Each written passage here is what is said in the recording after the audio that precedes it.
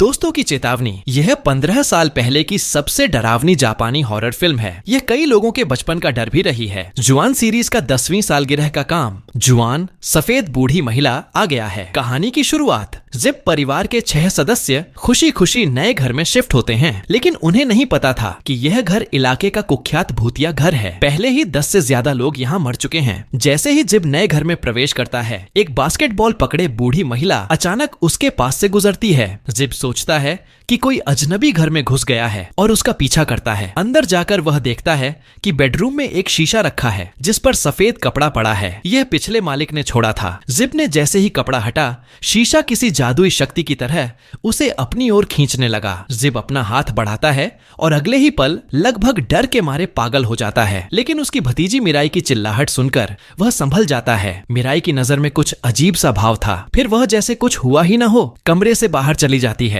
लेकिन जिप की कुछ आत्मा शीशे में कैद हो चुकी थी। कुछ दिन बाद मिराई अपनी दोस्त शाओकियान को घर बुलाती है। दोनों खेल खेल में मस्ती कर रहे थे। तभी बूढ़ी दादी बास्केटबॉल पकड़कर लिविंग रूम में घूमती हैं। जाने से पहले शाओकियान की ओर अजीब नजर डालती है। शाओकियान समझती है कि दादी उसे पसंद नहीं करती और जाने ही वाली होती है, लेकिन मिराई रोक लेती है। मिराई बताती है कि नए घर में आने के बाद चाचा जिप बदल गए हैं और अक्सर उसके साथ अनुचित व्यवहार करते हैं। जिप हमेशा ईमानदार था, इसलिए कोई भी यह नहीं मानता कि वह अपनी भतीजी के साथ गलत करेगा। मिराई मजबूरी में यह राज अपनी दोस्त शाओकियान को बताती है। जैसे ही शाओकियान मिराई को सांत्वना देने वाली होती है, जिप अचानक दोनों के सामने आ जाता है। वह दरवाजे के पास छुपा हुआ उनकी बात सुन रहा था। अपने गंदे व्यवहार का खुलासा होने से बचाने के लिए वह शाओकियान का हाथ पकड़कर उसे भगाने लगता है। शाओकियान को जन्मजात तौर पर आत्माओं का एहसास था। जिप के छूते ही उसे एहसास होता है कि यहाँ भूत मौजूद है,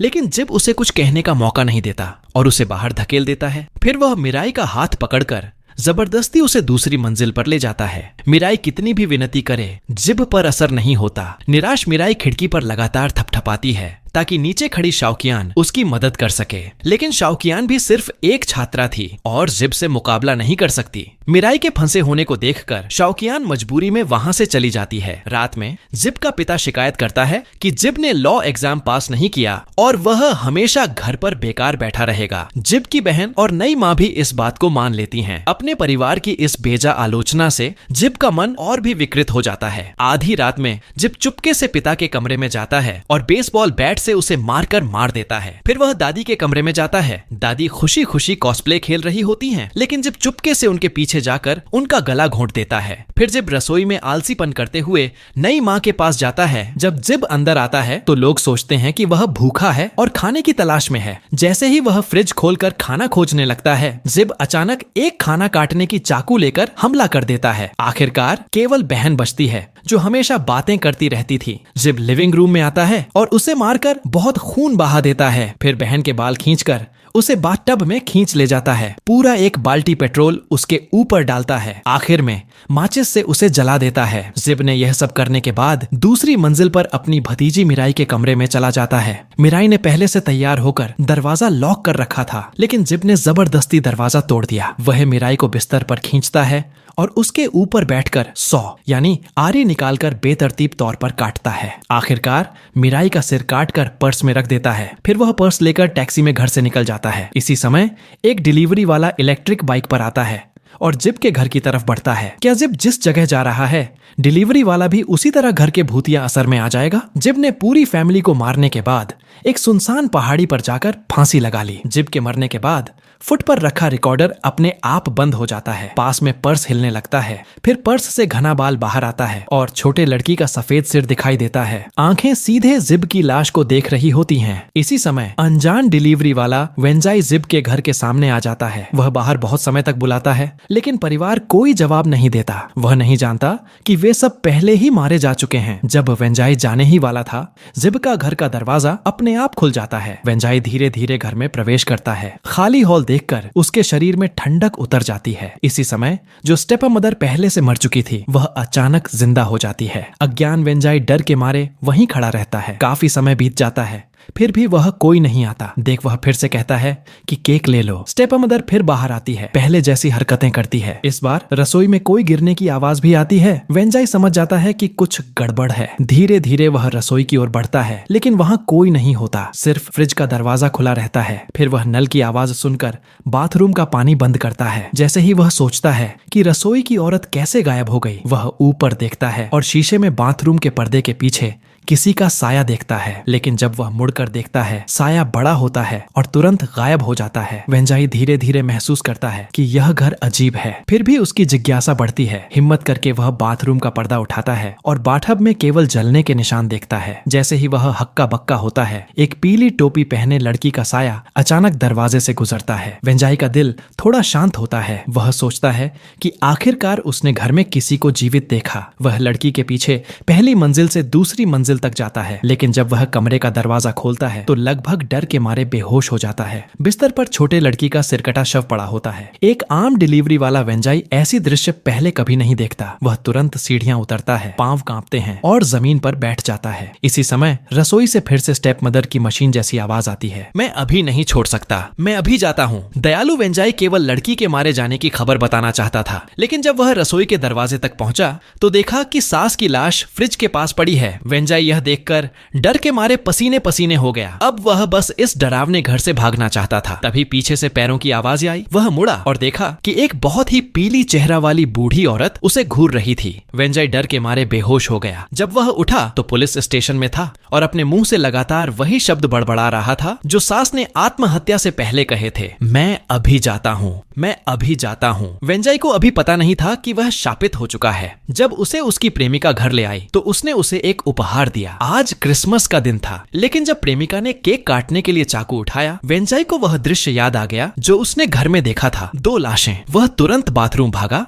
और बार बार उल्टी करने लगा। प्रेमिका ने उसकी हालत देखकर उसे गले लगा लिया और प्यार से उसे गर्म करने की कोशिश की। लेकिन कुछ ही देर बाद वेंजाई ने महसूस किया कि उसकी प्रेमिका का शरीर ठंडा हो रहा है, जैसे कोई और व्यक्ति हो। उसने ध्यान से देखा और देखा कि प्रेमिका वही भूत बूढ़ी औरत बन चुकी थी। यह डरावना दृश्य देखकर वह कोने में गिर पड़ा, लेकिन भूत ने उसे छोड़ने का नाम नहीं लिया। भूत बास्केटबॉल लेकर उस पर दौड़ा। संकट के समय वेंजाई ने मेज पर रखा फल काटने का चाकू उठाया और बिना हिचक भूत पर वार किया। लेकिन जब उसने आंखें खोली तो देखा कि जिस पर उसने वार किया था वह उसकी प्रेमिका थी। वेंजाई अब वास्तविकता और भ्रम में अंतर नहीं कर पा रहा था। वह सोचता रहा कि वह अभी भी भ्रम में है और प्रेमिका ही भूत का रूप है। तो उसने फिर वार किया और प्रेमिका मारी गई। अगली सुबह एक टैक्सी चालक को कंपनी से सूचना मिली कि कल की सवारी शायद हत्यारा थी। शुरुआत में चालक ने ध्यान नहीं दिया, लेकिन पीछे के दर्पण में उसने आधी मर चुकी मशीन व्यक्ति का चेहरा देखा। चालक तुरंत मुड़ा, लेकिन पीछे की सीट खाली थी। सिर्फ एक खून से सनी बैग पड़ी थी। उसने जिप खोली और अंदर एक सिर था। और भी डरावनी बात यह थी कि वह सिर अचानक अपनी आंखें खोल लिया। अगले ही पल 2 पीली हाथों ने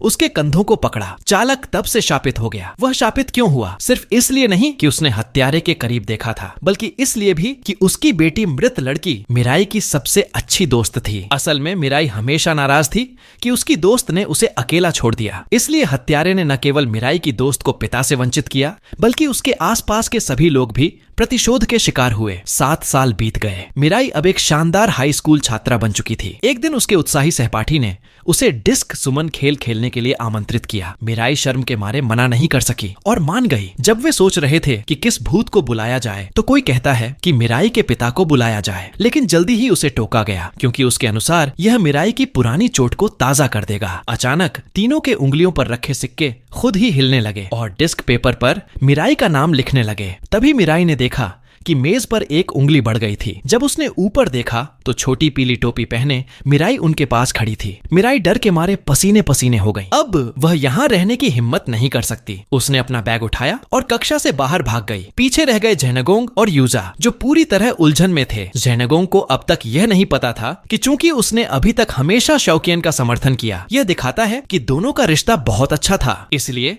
जेनेगोंग अगला लक्षित व्यक्ति बन सकता था। लेकिन जब जेनेगोंग बाथरूम गया, शौकियन उसके पीछे पीछे चली गई। अगर कोई बाथरूम की कैबिन में नहीं गया गया तो जेनेगोंग ने यह देखकर बहुत अजीब महसूस किया। आखिर हाई स्कूल में एक प्राथमिक स्कूल का बच्चा कैसे हो सकता है? उसने धीरे धीरे बाथरूम का दरवाजा खोला, लेकिन अंदर कोई नहीं था। जेनेगोंग ने राहत की सांस ली। जब वह सोचने लगा कि उसने कुछ देखा होगा तो अचानक बास्केटबॉल पकड़े एक बूढ़ी औरत उसके पास दौड़ी। इसी बीच शौकियन घर पहुंच गई। अपने पिता को याद करते हुए मिराई अचानक उसके घर में प्रकट हो गई। दीवार के कोने में खड़ी, पीठ मुड़ी हुई। यह 7 साल में पहली बार था कि मिराई इतनी वास्तविक रूप में सामने आई थी। शौकियन अपनी भावनाओं को रोक नहीं पाई और रो पड़ी। इतने सालों में शौकियन खुद को दोषी महसूस कर रही थी कि उसने उस समय मिराई की मदद नहीं की। दोस्ती की माफी महसूस करने के बाद मिराई ने तय किया कि वह शौकियन को अब परेशान नहीं करेगी। वह यह भी जानती थी कि उस समय छोटा बच्चा शौकियन अगर मदद करना भी चाहती तो कोई फायदा नहीं होता। इसलिए शौकियन वह एकमात्र व्यक्ति बनी जो शाप में फंसा लेकिन मारा नहीं गया। इस बीच पुलिस वाला अंचुअन जेनेगोंग के मौत के मामले की जांच कर रहा था तो उसने देखा कि ऐसे कई मामले हैं। ये सभी मामले